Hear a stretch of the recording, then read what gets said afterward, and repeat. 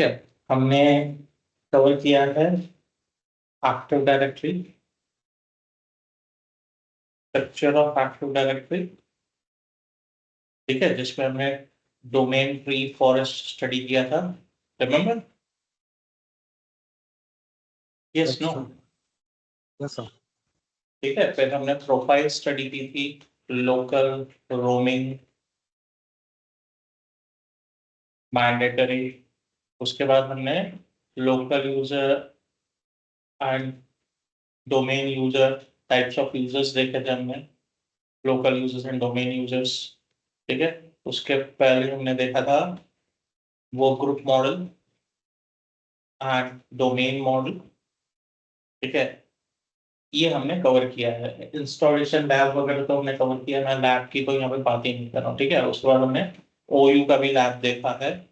ठीक है, अभी हम पहले डीएचसीपी और डीएनएस का लैब कंप्लीट करेंगे, उसके बाद जो विंडोज के लैब्स पढ़ेंगे, मतलब एडमिनिस्ट्रेशन के, पहले हम डीएचसीपी का कंसेप्ट समझेंगे, डीएचसीपी कैसे मैनेज करना है वो हम लैब देखेंगे। उसमें फेल ओवर कैसे कन्फिगर होता है, क्या क्या स्टेप्स होते हैं, ठीक है, कौन से टाइप के आईपीस होते हैं, ये सब हम स्टडी करेंगे डीएचसीपी में। डीएनएस में हम स्टडी करेंगे जोन क्या होता है, रिकॉर्ड्स क्या होते हैं, डीएनएस कैसे काम करता है, उसे कैसे कन्फिगर कर सकते हैं, रीडायरेक्शन कैसे कन्फिगर कर सकते हैं, रूट हिंट्स क्या है वगैरह, डीएचसीपी डीएनएस डीएनएस में पढ़ेंगे। तो आज हम स्टार्ट करते हैं डीएचसीपी से। ठीक है, जस्ट सेकंड।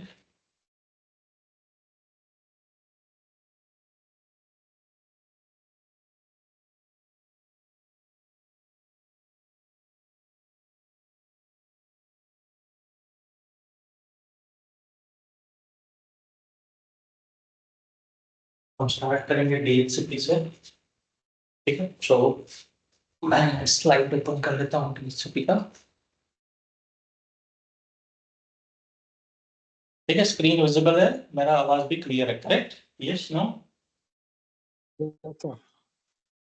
ठीक है, एंड रिकॉर्डिंग भी ऑन है। ठीक है, सो अभी हमारे पास दो टाइप के आईपी एड्रेस होते हैं, स्टैटिक और डायनामिक। तो इन दोनों में क्या अंतर है? स्टैटिक आईपी एड्रेस हम मैन्युअली असाइन करते हैं, जैसे हमने अभी तक हमारे एनवायरनमेंट में देखा है, हमने मैन्युअली आईपी एड्रेस असाइन किया था। ठीक है, उसे हम स्टैटिक आईपी एड्रेस बोलते हैं। अभी ये चेंज नहीं हो सकता जब तक आप जाके चेंज नहीं करो आईपी एड्रेस को। जब तक आप जाके चेंज नहीं करो तब तक ये आईपी एड्रेस चेंज नहीं हो सकता। इसके विपरीत इसके अगेंस्ट हमारे पास डायनामिक आईपी एड्रेस है, जो हमको ऑटोमेटिकली असाइन होता है डीएचसीपी सर्वर से, और ये चेंज हो सकता है। तो ये कब चेंज होगा? ठीक है, ये तो पहले तो एक स्पेसिफिक पीरियड के लिए असाइन होता है, यानी डीएचसीपी सर्वर डीएचसीपी क्लाइंट को एक स्पेसिफिक ड्यूरेशन के लिए आईपी एड्रेस असाइन करेगा, हमेशा के लिए नहीं देगा। क्यों? क्योंकि भाई इसका ओनर तो डीएचसीपी सर्वर है, इसका ओनर डीएचसीपी सर्वर है।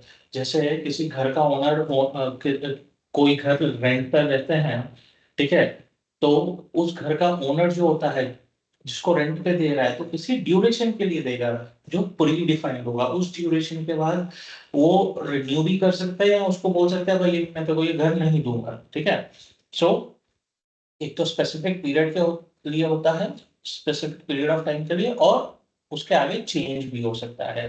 सेम भी रह सकता है या चेंज भी हो सकता है। तो कब सेम रह सकता है, कब चेंज हो सकता है, वो हम डिटेल में समझेंगे कैसे प्रोसेस काम करता है। तो लेकिन उसके पहले हम समझे डीएचसीपी क्या है। तो डीएचसीपी हमारा क्या करता है, आईपी एड्रेस असाइन करता है ऑटोमेटिकली, आईपी एड्रेस कॉन्फ़िगरेशन। यानी आईपी एड्रेस में सब कुछ, जैसे मेरा आईपी एड्रेस आ गया, ठीक है, उसका सबनेट मास्क क्या है, उसका गेटवे क्या है, उसमें सब कौन सा डीएनएस सर्वर है, एनटीपी सर्वर, ये सारा कॉन्फ़िगरेशन हम डीएचसीपी के थ्रू असाइन करवा सकते हैं। तो ये डीएचसीपी से पहले हमारे पास बूटपी प्रोटोकॉल था, जिसे हम बूटस्ट्रैप प्रोटोकॉल बोलते हैं, जो रिलीज हुआ था अक्टूबर 1993 में। हमारे पास बूटपी प्रोटोकॉल था, बूटस्ट्रैप प्रोटोकॉल। अभी बूटपी का डिसएडवांटेज ये था कि वो सारी चीजें ऑटोमेटिकली असाइन नहीं करता था, यानी कुछ कुछ चीजें मैनुअल कॉन्फ़िगरेशन करनी पड़ती थी हमको। ठीक है, लेकिन उसके अलावा बूट पी में और एक डिसएडवांटेज था कि उसको ये भी नहीं पता रहता था भाई कब आईपी एड्रेस सामने वाले क्लाइंट से हट गया है, फ्री है और फिर से हम उसे यूज कर सकते हैं। ठीक है, तो ये सारे डिसएडवांटेजेस के चलते बूट पी को एलिमिनेट करके एक नया प्रोटोकॉल रिलीज किया गया जो बूटपी का सक्सेसर है, जिसे हम डीएचपी बोलते हैं, dynamic host configuration protocol. Dynamic host configuration protocol. So ये इनिशियली रिलीज किया गया 1997 में और अभी तक इसे अपडेट करते आए हैं। ठीक है, सो ये ऑटोमेटिक आईपी एड्रेस भी कॉन्फ़िगर कर देता है ऑलमोस्ट सारे टाइप के डिवाइसेस पे, जिस मशीन पे भी आईपी एड्रेस असाइन हो सकता है। 99.99% टाइप के डिवाइसेस पे ये काम करेगा। अभी अगर हम डीएचसीपी की बात करें तो डीएचसीपी का फुल फॉर्म है डायनामिक होस्ट कॉन्फ़िगरेशन प्रोटोकॉल। ये यूडीपी पोर्ट पे काम करता है, सॉरी यूडीपी प्रोटोकॉल पे काम करता है, यूजर डेटाग्राम प्रोटोकॉल। और इसके अगर पोर्ट नंबर की बात करें तो सर्वर साइड पोर्ट नंबर है 67, क्लाइंट साइड है 68। सर्वर साइड है 67, क्लाइंट साइड है 68। अभी ये डीएचसीपी सर्वर या डीएचसीपी सर्विस हम किस पे कॉन्फ़िगर कर सकते हैं? तो भाई हम कोई भी सर्वर पे कॉन्फ़िगर कर सकते हैं। कोई भी सर्वर पे मतलब चाहे वो लिनक्स सर्वर है या विंडोज सर्वर है। तो लिनक्स सर्वर भी हो सकता है मेरा, विंडोज सर्वर भी हो सकता है। मैं कोई भी सर्वर प्लेटफॉर्म का मशीन उठा के उस पर डीएचसीपी सर्वर बना सकता हूँ, डीएचसीपी सर्विस कॉन्फ़िगर कर सकता हूँ। या हम किसी अप्लायंस पे भी कॉन्फ़िगर कर सकते हैं। तो अप्लायंस कौन सा भाई? मेरा L3 स्विच हो गया, या मेरा राउटर हो गया। तो इन सब पे हम इन पे भी कॉन्फ़िगर कर सकते हैं। भाई L3 स्विच और राउटर क्या है? तो हमारे पास L2 स्विच भी आती है, L3 स्विच भी आती है। अभी स्विच में भी हमारे पास दो टाइप के होते हैं, एक तो अनमैनेजेबल स्विच होती है, एक होती है अनमैनेजेबल, दूसरी होती है मैनेजेबल स्विच। तो दोनों में अंतर क्या है? अनमैनेजेबल स्विच में आप कुछ कॉन्फ़िगरेशन नहीं कर सकते हैं, आपने केबल कनेक्ट किया, उसने काम करना चालू कर दिया। मैनेजेबल में स्विच में ऐसा नहीं है, मैनेजेबल स्विच में आप सब कुछ कॉन्फ़िगर कर सकते हैं स्विच में लॉगिन करके। तो ये हमारे कोर्स का टॉपिक नहीं है, ये सीसीएनए का टॉपिक है। ठीक है, सीसीएनए जिसको नेटवर्किंग पढ़ना है, नेटवर्किंग में करियर बनाना है, या जिसको मल्टी डोमेन एक्सपर्ट बनना है। भाई मैं विंडोज में भी एक्सपर्ट हूँ, मुझे सीसीएनए में नेटवर्किंग में भी एक्सपर्ट बनना है, तो वो लोग सीख सकते हैं। ठीक है, मुझे मेरा नॉलेज सीसीएनए में भी है, मेरा नॉलेज क्लाउड में भी है, मेरा विंडोज में भी है, मेरा साइबर सिक्योरिटी में भी अपग्रेडेशन चल रहा है, मेरा वर्चुअलाइजेशन वीएमवेयर में भी है, मेरा सिट्रिक्स में भी है। तो मेरे पास मल्टी डोमेन एक्सपर्टीज है। इसी तरह जिसको आगे ग्रो करना है वो मल्टी डोमेन एक्सपर्टीज ले सकता है, सिस्को सीख सकता है, सीसीएम ने सीसीएनपी सीख सकता है। तो मैनेजेबल स्विचेस में हम कॉन्फ़िगरेशन कर सकते हैं लॉग इन करके, एसएसएच के थ्रू लॉगिन करके हम कॉन्फ़िगरेशन कर सकते हैं। अभी उसमें भी L2 स्विच आती है, L3 स्विच आती है, मतलब ये ओएसआई लेयर 2 पे काम करती है, ये ओएसआई लेयर 3 पे काम करती है। अगेन ओएसआई लेयर्स क्या है, टीसीपी/आईपी लेयर्स है, वो सारे नेटवर्किंग का पोर्शन हमारे स्कोप का नहीं है। ठीक है, सो L2 स्विच जो है वो सब स्विचिंग का काम करती है। यानी जो हमारा स्विचिंग होता है, पैकेट है, पैकेट L2 पे आता है। जो हमारा पैकेट आता है, डेटा पैकेट, वो नेटवर्क लेयर पे आता है, L3 लेयर पे।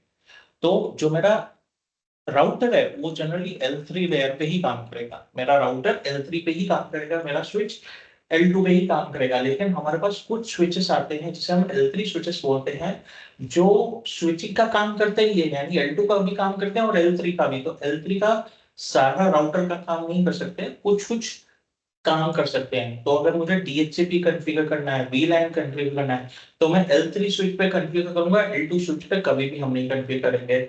जनरली हमारे एंटरप्राइज एनवायरनमेंट में या कॉर्पोरेट एनवायरनमेंट में क्या होता है, पहले हमारा राउटर होगा, उसके बाद हमारा फायरवॉल होगा, उसके बाद हमारा L3 स्विच होगा, L3 स्विच। और L3 स्विचेस के साथ सारे L2 स्विचेस कनेक्टेड होंगे,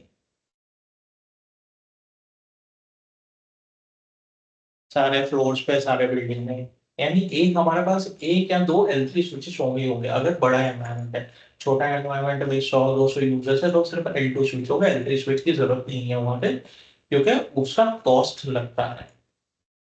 खाली फिजिकल बॉक्स का, फिजिकल डिवाइस का कॉस्ट नहीं है, उसके सॉफ्टवेयर सपोर्ट का भी कॉस्ट लगता है, अगर हम जैसा स्विच सिस्को, एचपी, जूनिपर, पालो अल्टो के स्विचेस ले रहे हैं। अभी L3 स्विच को हम बोलते हैं कोर स्विच, और L2 स्विच को बोलते हैं हम एक्सेस स्विच। एक्सेस स्विच यानी यूजर यहाँ से एक्सेस होंगे, यूजर नेटवर्क एक्सेस करेंगे, डेटा एक्सेस करेंगे L2 स्विच से।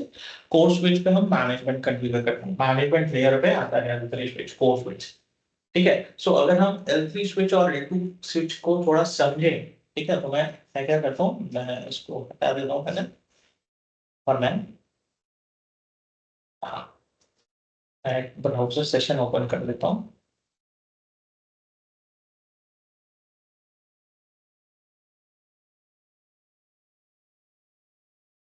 और चलते हैं गूगल पे।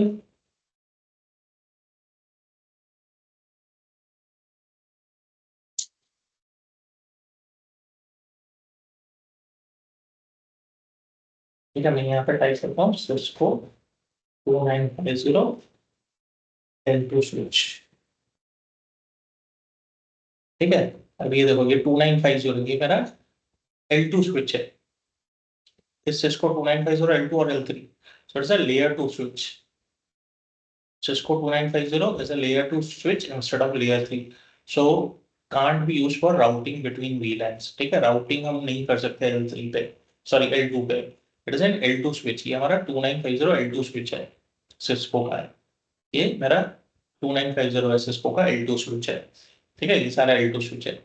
अगर मैं इसमें 3950 टाइप करूँ, 3 और L3 स्विच टाइप करूँ, तो ये मेरा 3950 स्विच है, L3 स्विच है ये मेरा। ठीक है, 3850, 3950, 3750, ये सारे L3 स्विचेस है।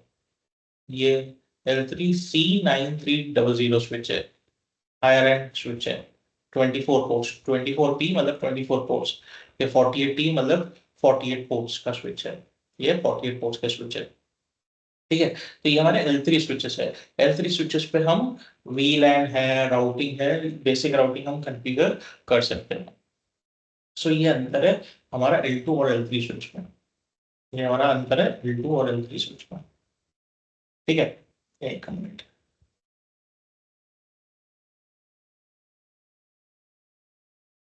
अभी इसके अलावा मैं वही सर्वर पे तो भी कॉन्फ़िगर कर सकता हूँ, अप्लायंस पे भी, यानी अप्लायंस पे हमने देखा L2 स्विच, L3 स्विच। हम फायरवॉल पे भी कॉन्फ़िगर कर सकते हैं DHCP को। ठीक है, फायरवॉल पे भी। ठीक है, हम चल के देखते हैं फायरवॉल का एग्जाम्पल। तो मैं यहाँ पे टाइप करता हूँ Fortinet 100 फायरवॉल, हम इस पे चलते हैं। तो ये हमारा फायरवॉल है, Fortinet का फायरवॉल। अगर मैं इस पे सोफोस का फायरवॉल डालूं, सोफोस का 2100, ठीक है, ये सोफोस का फायरवॉल है। ठीक है, ये सोफोस का फायरवॉल है। अगर मैं सोनिक वॉल का फायरवॉल डालूं, सोनिक वॉल से 2700, ठीक है, ये सोनिक वॉल का फायरवॉल है। ये सोनिक वॉल का चेक पॉइंट का फायरवॉल डालें अगर, चेक पॉइंट फायरवॉल। ठीक है, ये चेक पॉइंट का फायरवॉल, ये बेसिक फायरवॉल है। ये एंटरप्राइज ग्रेड फायरवॉल है 1900। तो हम फायरवॉल पे भी कॉन्फ़िगर कर सकते हम फायरवॉल पे भी कॉन्फ़िगर कर सकते हैं। ठीक है भाई, ये भी समझ में आ गया। मैं सर्वर पे या अप्लायंस पे कर सकता हूँ। इंटीग्रेटेड इनको सोहो राउटर, तो भाई सोहो राउटर क्या होता है? तो हमारे पास घर पे राउटर होता है, जो हम वाईफाई राउटर बोलते हैं। हमारे घर पे जनरली हर एक घर पे होगा वाईफाई राउटर, ठीक है, उसे हम सोहो राउटर बोलते हैं। सो का फुल फॉर्म है small office home office, small office home office. ठीक है, अभी तो इसमें क्या अंतर है? अगर मैं यहाँ पे सोहो राउटर टाइप करता हूँ, ये मेरा एग्जाम्पल है सोहो राउटर का, एग्जाम्पल है सोहो राउटर का। इसको मैं यहाँ से दिखा देता हूँ। ये सोहो राउटर थोड़ा अच्छा नहीं, ढूंढ लेता हूँ मैं। हाँ ये अच्छा है, ठीक है। और एक कोई अच्छा ट्रिगर अनुभव लेता हूँ।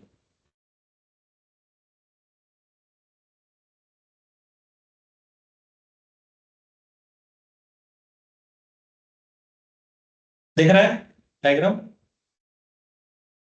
Yes sir. ठीक है, अभी इसमें क्या है, ये जो एंटेनास मेरे लगे हुए हैं, ये एक्सेस पॉइंट का काम कर रहे हैं, एक्सेस पॉइंट का। अभी ये एक्सेस पॉइंट का भी काम कर रहे हैं, यहाँ पे मेरे पास लैन के भी पोर्ट्स है, तो ये स्विच का भी काम कर रहे हैं, प्लस ये तो राउटर है ही, तो ये राउटिंग का भी काम कर रहे हैं, मतलब ये राउटर भी है, ठीक है। और ये बेसिक फायरवॉल का भी काम करता है, यानी ये फायरवॉल का भी काम करता है, बेसिक फायरवॉल का।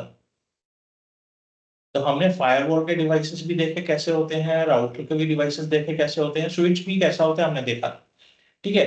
और एक्सेस पॉइंट भी, एक्सेस पॉइंट का भी मैं डायग्राम दिखा देता हूँ इसके बाद, ठीक है। ये सारे 4 in 1 कैपेबिलिटीज है इसमें, और आता कितने का है, 2000 रुपए का। अभी सोचो, जो मेरा L3 स्विच है 3950, वो आता है 3.5 लाख रुपए का, प्लस उसके साथ सपोर्ट लेना पड़ता है 2 साल का, वो आता है 1.5 लाख रुपए का। यानी अगर कोई कस्टमर 5 लाख रुपए करके सिर्फ स्विच ले रहा है, उसके बाद उसको एलटी स्विच भी चाहिए, उसको राउटर भी चाहिए, उसको एक्सेस पॉइंट भी चाहिए, उसको फायरवॉल भी चाहिए, यानी उसका नहीं नहीं करके भी 20 लाख रुपए का खर्चा है कम से कम। मैं 200 यूजर्स 300 यूजर्स की बात कर रहा हूँ, उसमें उसका इतना सब एक एक डिवाइस रहता है, कोई रिडंडेंसी नहीं, कुछ भी नहीं। रिडंडेंसी और स्कैटर्ड डिस्ट्रीब्यूटेड एनवायरनमेंट के लिए तो और बड़ा इंफ्रा लगेगा, ठीक है। तो सोचो, ये सारी कैपेबिलिटीज 4 in 1 कैपेबिलिटीज इसमें मिलती हैं हमको। लेकिन ये हमारा small office, home house office, ये मैक्सिमम आपको अच्छे बैंडविड्थ तक 15 यूजर्स के लिए सपोर्ट मिलेगा, ठीक है। आप ज्यादा से ज्यादा इस पे 50 यूजर्स का लोड डाल सकते हो, अगर आपने हाई एंड राउटर ले लिया, मेश कर दिया या एक्सटेंडर लगा दिया, तो भी 50 यूजर से ज्यादा नहीं जा सकते। अगर आपको 50 यूजर से ज्यादा ऊपर जाना है तो आपको 2 राउटर लगाने पड़ेंगे, ठीक है। और यहाँ आपको एसएमबी एनवायरनमेंट में जाना पड़ेगा, ठीक है। अभी एक्सेस पॉइंट कैसे होता है, तो मैं सिस्को का एक ही ढूंढूं, सिस्को का एक्सेस पॉइंट, तो देखो ये हमारा एक्सेस पॉइंट है, हमने जनरली कंपनीज में देखा होगा, ये हमारे सिस्को के एक्सेस पॉइंट्स है,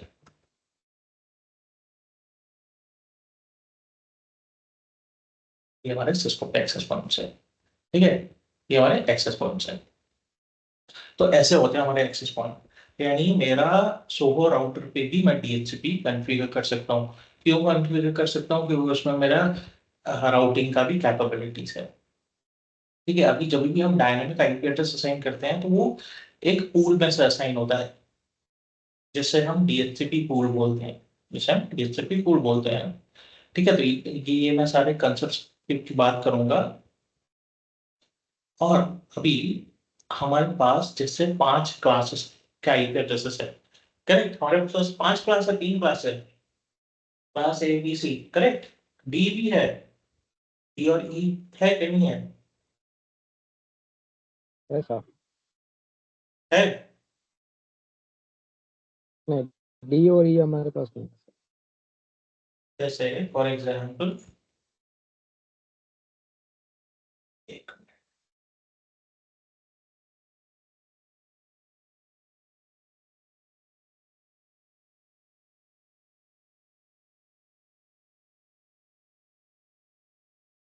ठीक है। तो हमारे पास दो टाइप के आईपी एड्रेसेस है, 32 bits, 120 bit, correct. IPv4 IPv6। अभी मैं अगर बोलूं, हमारे पास 3 क्लास का आईपी एड्रेस है, class A B C. D और ई हम यूज करते हैं क्या? ये सुनो, नो सर। ई हम यूज नहीं करते हैं। ई जनरली डिफेंस या इसरो जैसे ऑर्गेनाइजेशंस यूज करते हैं, लेकिन डी हम यूज करते हैं। हम एक्सप्लिसिटली यूज करते हैं उसे किसी पर्पस के लिए, जहां हमको मल्टीकास्टिंग करना है। मल्टीकास्टिंग का मतलब क्या होता है, एक ही सिस्टम से मल्टी मल्टी जगहों पे साथ में डेटा ट्रांसमिट होता है, उसे मल्टीकास्ट बोलते हैं। एग्जाम्पल न्यूज चैनल्स वाले क्लास डी ही यूज करते हैं। क्लास डी न्यूज चैनल वाले क्लास डी ही यूज करेंगे। उनके इंटरनल लैन में क्लास ए बी एंड सी रहेगा, पर जब वो ब्रॉडकास्टिंग करेंगे न्यूज का थ्रू दी सैटेलाइट, ठीक है, तब वो क्लास डी यूज करते हैं, तब वो मल्टीकास्टिंग करते हैं। क्योंकि उनको एक ही डेटा मल्टीपल डिवाइसेस पे भेजना होता है at a single point of time. वो क्यू में नहीं भेज सकते भाई। जैसे गुजरात वालों को पहले डेटा भेजा, फिर मुंबई वालों को, फिर दिल्ली वालों को, फिर बैंगलोर वालों को, कर्नाटका वालों को, फिर तमिलनाडु को, वैसा नहीं कर सकते। तो एट अ टाइम ही उनको ब्रॉडकास्टिंग करना है, तो at a time data transfer होना चाहिए, उसके लिए वो मल्टीकास्टिंग यूज करते हैं। ठीक है। क्लास ए बी सी हम जनरली यूज करते हैं, क्लास ए बी एंड सी लैन और वैन है। तो क्लास ए बी सी में से कुछ आईपी एड्रेसेस लैन के लिए डिफाइंड है, कुछ वैन के लिए डिफाइंड है, वो प्री डिफाइंड है, हम उसे कंट्रोल नहीं करते, वो प्री डिफाइंड है। ठीक है, तो ये हमारा ओवरऑल 5 क्लासेस का रेंज है। क्लास ए का रेंज है हमारा 0.0.0.0 से 127.255.255.255. उसके बाद हमारे पास है क्लास बी का रेंज है 128.0.0.0 से 191.255.255.255. पर क्लास सी का रेंज है हमारा 192.0.0.0 से 223.255.255.255. क्लास डी का हमारा रेंज है 224.0.0.0 से लेकर 239.255.255.255. क्लास ई का हमारा रेंज है 240.0.0.0 से लेकर 255.255.255.255. अभी इन ओवरऑल रेंज में से हम क्लास एबीसी ही यूज करते हैं लैन एनवायरनमेंट में। तो हम लैन एनवायरनमेंट की बात करें, तो जब हम बात करें क्लास एबीसी की, तो जो ब्लू पोर्शन है वो मेरा नेटवर्क पोर्शन है, और जो मेरा रेड पोर्शन है वो होस्ट पोर्शन है। जो ब्लू पोर्शन है वो मेरा नेटवर्क पोर्शन है, जो रेड पोर्शन है वो मेरा होस्ट पोर्शन है। उसके अलावा हमारे पास प्राइवेट आईपी एड्रेसेस रेंज का तो पहले से डिफाइन किया हुआ है।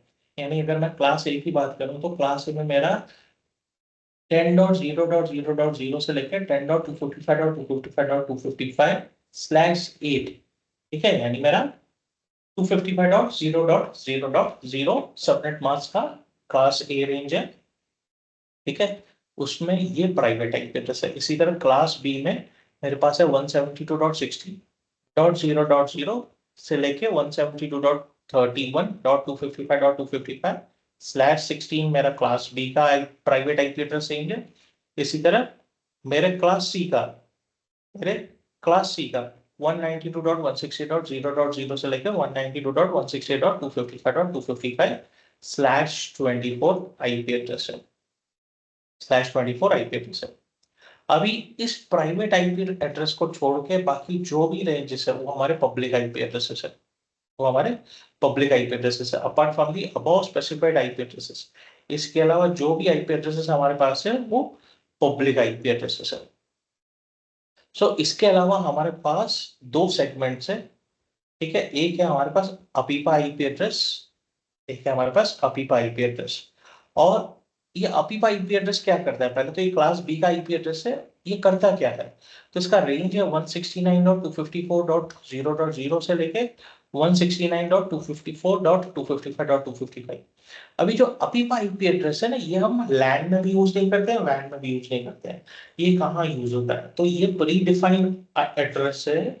अगर किसी मशीन को मैनुअल आईपी एड्रेस नहीं मिला है और वो डीएचसीपी सर्वर से भी संपर्क नहीं कर पा रहा है, बात नहीं कर पा रहा है, तो वो कैसे खुद को बताएगा भाई मैं नेटवर्क में खड़ा हूँ, मुझे आईपी एड्रेस दो। ठीक है, उसको बताना तो पड़ेगा, नेटवर्क में मैसेज तो पिंग करते रहना पड़ेगा।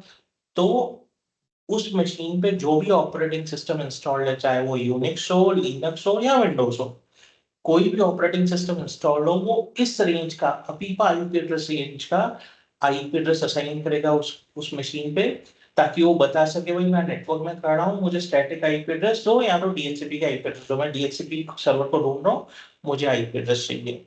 इस आईपी एड्रेस से वो सिर्फ नेटवर्क में खड़ा रह सकता है, मशीन कम्युनिकेशन नहीं कर सकता, कम्युनिकेशन नहीं कर सकता। ये IP address automatically operating system assign करता है, इसलिए इसे अपीपा बोलते हैं, फुल फॉर्म है ऑटोमेटिक प्राइवेट आईपी एड्रेस।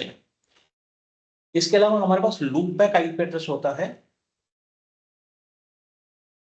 जिसका रेंज है 127.0.0.0 से लेके 127.255.255.255।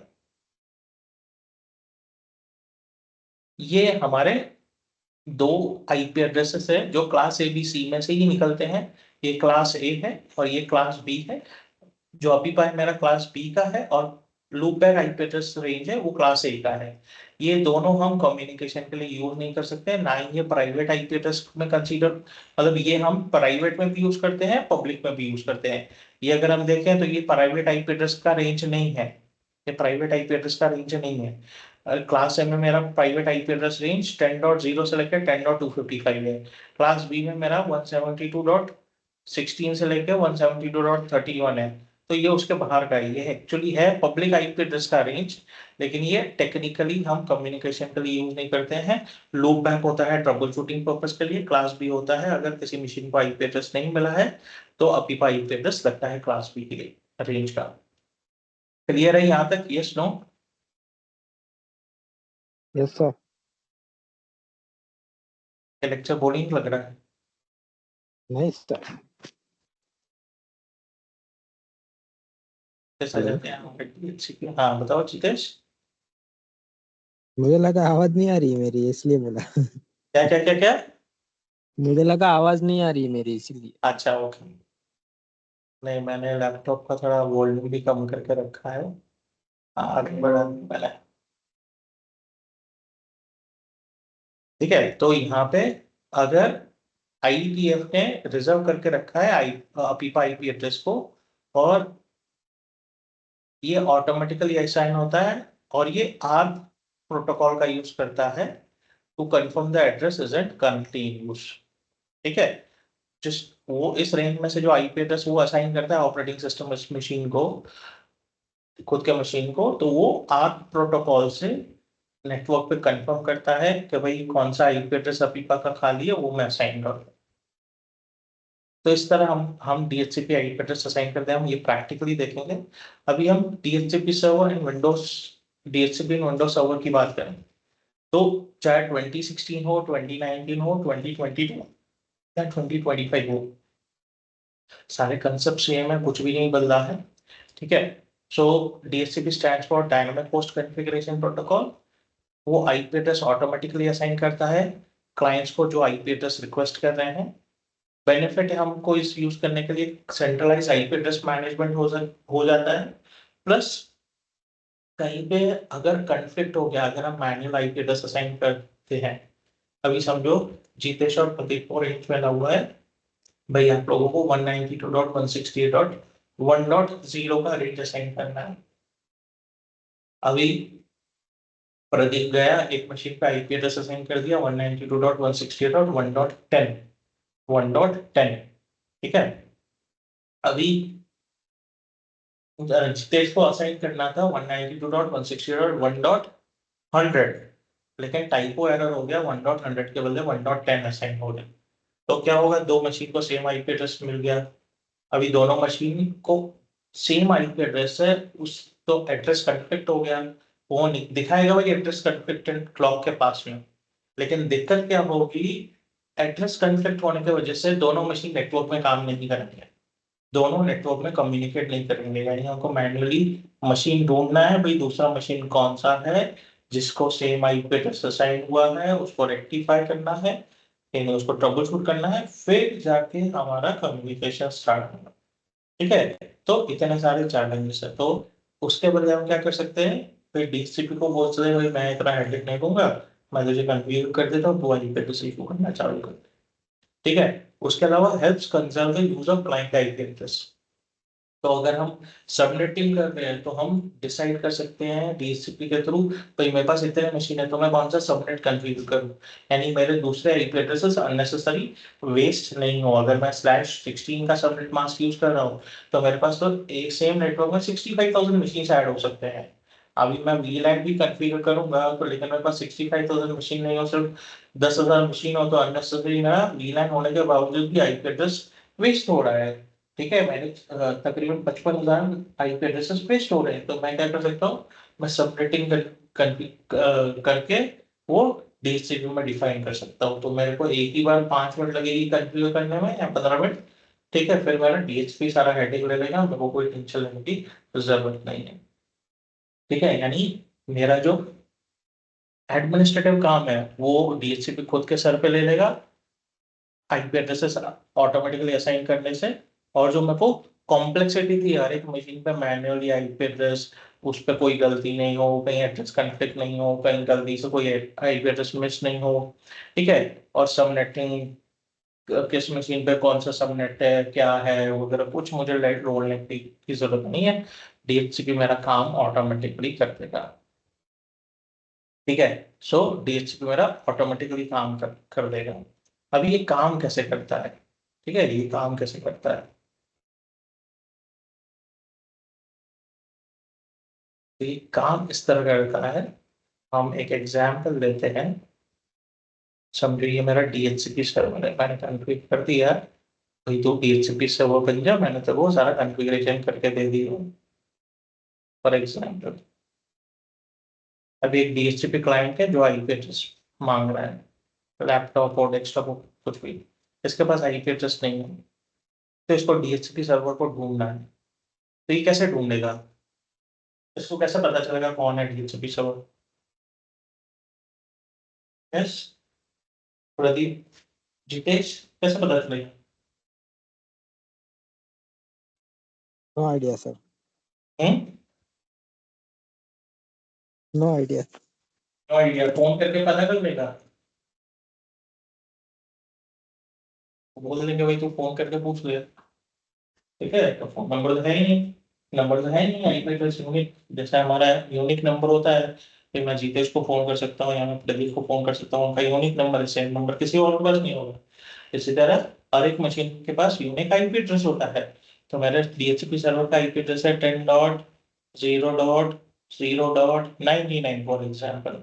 अभी इस क्लाइंट के पास तो आईपी एड्रेस ही नहीं है, तो ये बात कैसे करेगा? तो ये क्या करेगा, एक ब्रॉडकास्ट मैसेज शूट करेगा, एक ब्रॉडकास्ट मैसेज शूट करेगा नेटवर्क पे। ठीक है, भाई कौन है DHCP server, who is the DHCP server. ठीक है, तो डीएचसीपी सर्वर उस पैकेट को सुनेगा, उसे लिसन करेगा, बाकी सारे मशीन उसे ड्रॉप कर देंगे क्योंकि वो पैकेट डीएचसीपी सर्वर के लिए है। ठीक है, तो ये जो क्लाइंट ब्रॉडकास्ट करेगा पैकेट को, उस पैकेट को हम बोलते हैं डीएचसीपी डिस्कवर, डीएचसीपी डिस्कवर। तभी डीएचसीपी सर्वर ने तो पैकेट को सुन लिया, ठीक है, एक्सेप्ट किया। फिर क्लाइंट तो बोल रहा था कोई कौन है डीएचसीपी सर्वर, मुझे आईपी चाहिए, तो डीएचसीपी सर्वर ने उस पैकेट को सुना। तो अभी डीएचसीपी सर्वर मैसेज भेजने के लिए रेडी है। ठीक है, तो वो कैसे मैसेज भेजेगा, इस मशीन के पास तो आईपी एड्रेस ही नहीं है, तो किसको मैसेज भेजेगा, उस डीएचसीपी सर्वर को तो पता ही नहीं किसने पैकेट भेजा है। तो डीएचसीपी सर्वर भी ब्रॉडकास्ट करेगा मैसेज, ये मशीन उस पैकेट को सुनेगा, बाकी सारे मशीन स्टॉप कर देंगे। तो डीएचसीपी सर्वर इस पैकेट में आईपी एड्रेस भेजेगा, भाई मैं ये तुझे आईपी एड्रेस दे सकता हूँ तो ये यूज कर सकता है। ठीक है, ये यूज कर सकता है, मतलब डीएचसीपी ने जो पैकेट भेजा उसमें आईपी एड्रेस ऑफर किया, इसलिए हम इस पैकेट को बोलते हैं डीएचसीपी ऑफर, हम इस पैकेट को बोलते हैं डीएचसीपी ऑफर।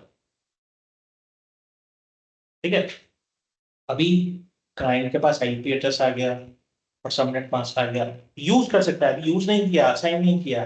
ठीक है, तो देखते हैं भाई मेरे पास डीएचसीपी सर्वर ने आईपी एड्रेस भेजा और सबनेट मास्क भेजा, लेकिन मेरे पास तो डिफॉल्ट गेटवे भी नहीं है, डीएनएस भी नहीं है, सारी एडिशनल कॉन्फ़िगरेशन है ही नहीं मेरे पास।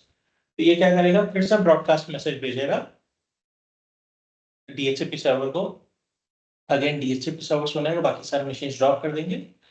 तो इस पैकेट में वो क्लाइंट डीएचसीपी सर्वर को एडिशनल कॉन्फ़िगरेशन मांग रहा है, एडिशनल कॉन्फ़िगरेशन रिक्वेस्ट कर रहा है, मांग रहा है, रिक्वेस्ट कर रहा है। ठीक है, तो इस पैकेट को हम बोलते हैं डीएचसीपी रिक्वेस्ट।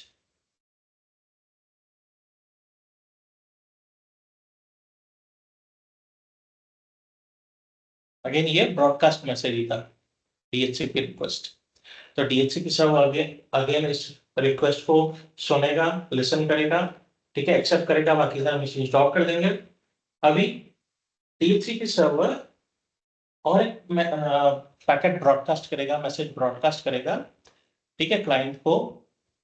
उसमें वो एडिशनल कॉन्फ़िगरेशन भेजेगा और एक्नॉलेजमेंट देगा, भाई तू आईपी एड्रेस और ये एडिशनल कॉन्फ़िगरेशन यूज कर सकता है अपनी मशीन पे, ठीक है। तो इसे हम बोलते हैं DHCP एक्नॉलेज। इस पैकेट को हम बोलते हैं DHCP एक्नॉलेज।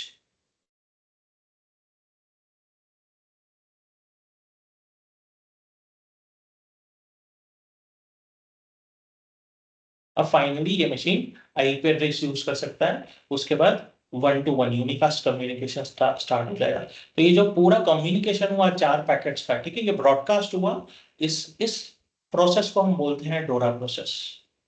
इसको हम बोलते हैं डोरा प्रोसेस। इसको हम बोलते हैं डोरा प्रोसेस। ये पूरा ब्रॉडकास्ट कम्युनिकेशन होता है, ठीक है। तो मेरा जो DHCP क्लाइंट आईपी एड्रेस मांग रहा है DHCP सर्वर से, और जब तक क्लाइंट को आईपी एड्रेस मिल नहीं जाता, भले 2 सेकंड में मिल गया, 3 सेकंड में मिल गया, ये पूरा प्रोसेस होता है बैकएंड में, जिसे हम डोरा प्रोसेस बोलते हैं। और ये हम सारा कम्युनिकेशन देख सकते हैं वायर शार्क के टूल के थ्रू। ये सारा हम कम्युनिकेशन देख सकते हैं। क्लियर है डोरा process? Yes, no? Yes sir. ठीक है। तो आज हम यहाँ पे पॉज करते हैं, 2:10 हुई है, मुझे दूसरा कॉल ज्वाइन करना है, ठीक है।